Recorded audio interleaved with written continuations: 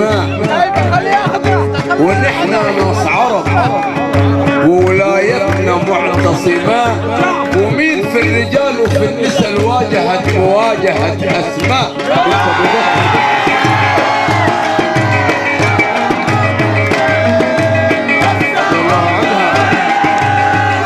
ذات العطاقين.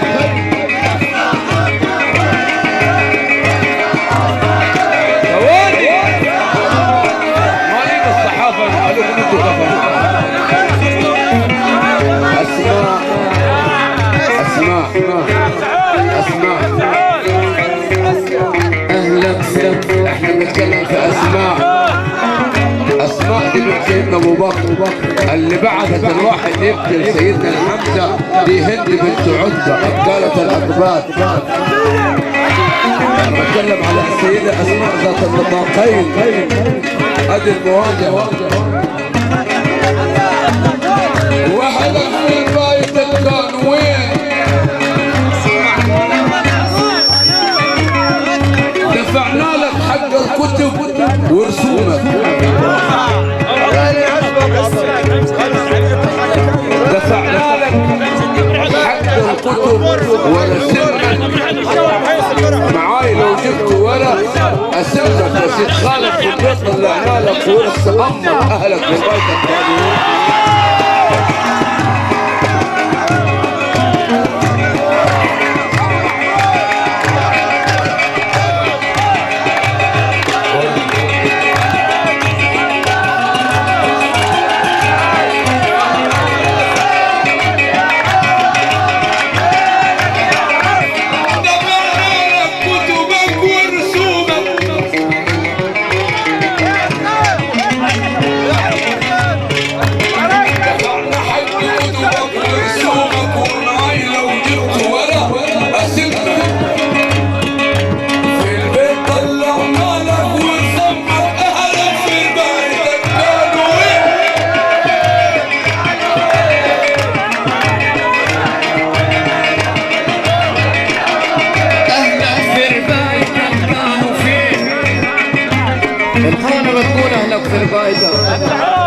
ما سكرتش الدين ولا دخلت في الاسلام بصراحه.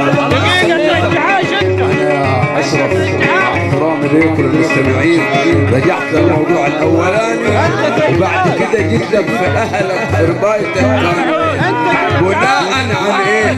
الابن يلتجئ لناس ابوه، لكن ده تربى عند خواله جايين لما كبر يدور عليه. قلت الخان والد ما تمام. احنا بنتكلم على حق الرباي، احنا خوالك وربينا اهلك ربايتك كانوا وين اللي هم ناس ابوك. في البلد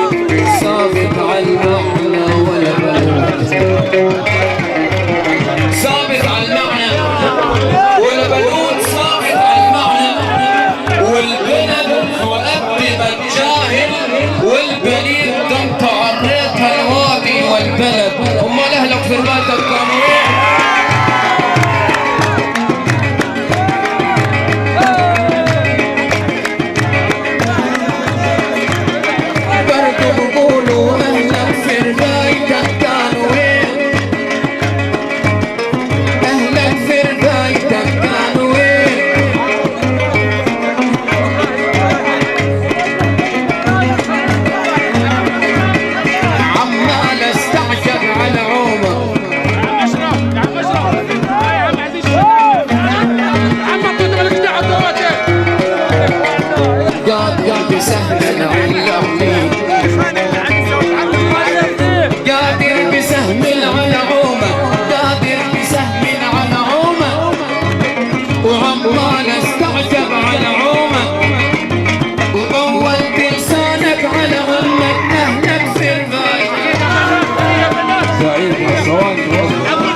يا اخوان اصبر يا راجل